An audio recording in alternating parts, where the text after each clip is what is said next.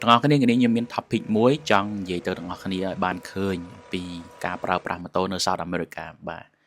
ដោយទាំងអស់គ្នាបានឃើញអញ្ចឹងនេះគឺជាក្មេងៗនៅ South America ដែលពួកគាត់ប្រើម៉ូតូខ្លាំងមែនទែនគាត់ប្រើកំទេចចោលជាពិសេសបងប្អូនដែលប្រើប្រាស់នៅម៉ូតូ BM R1000 ឬក៏មានបំណងចង់ទិញ R1000 ឬ GS 1200អីហ្នឹងណាសូមបងប្អូនសួរប្រភពឲ្យច្បាស់លាស់មកពីជប៉ុនអាមេរិកឬក៏ South America ហើយ South America វាមាន Guatemala Brazil ហើយនឹង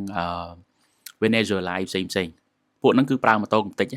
បងប្អូនឃើញស្រាប់ហើយកំពុងតែបរហោះហ្នឹងគឺក្មេងៗដែលនៅ Venezuela ឬ Brazil ហើយភាគច្រើនហ្មងគឺ Brazil បងប្អូនទិញម៉ូតូដែលពួកហ្នឹងគឺដឹងថាសោកស្ដាយក្រោយអញ្ចឹងពេលបងប្អូនទិញម៉ូតូសុំសួររកប្រភពបានត្រឹមត្រូវខ្ញុំដឹងថាមានបងប្អូនខ្លះគាត់អ្នកលក់ម៉ូតូគាត់ពិតជាច្បាស់លាស់ណាស់ក្នុងការទិញក្នុងការរើសមើលអីចឹងណាប៉ុន្តែបងប្អូនធ្វើយ៉ាងណាប្រយ័ត្នចែបានខ្ពស់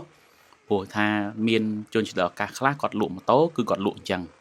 ហើយគាត់ទិញអាថោកអញ្ចឹងមកទៅគាត់លក់ទូថ្លៃដើម្បីដេញជើងបងប្អូនដែលមានហាងមានអីចឹងទៅតែមិនវាយហាងទាំងអស់គ្នាណាបងប្អូនបាទគ្រាន់តែជាវីដេអូដែលជាចំណេះដឹងទេបងប្អូនអញ្ចឹងអរគុណសូមបងប្អូនមើលឲ្យបានច្បាស់លាស់មុននឹងទិញបាទ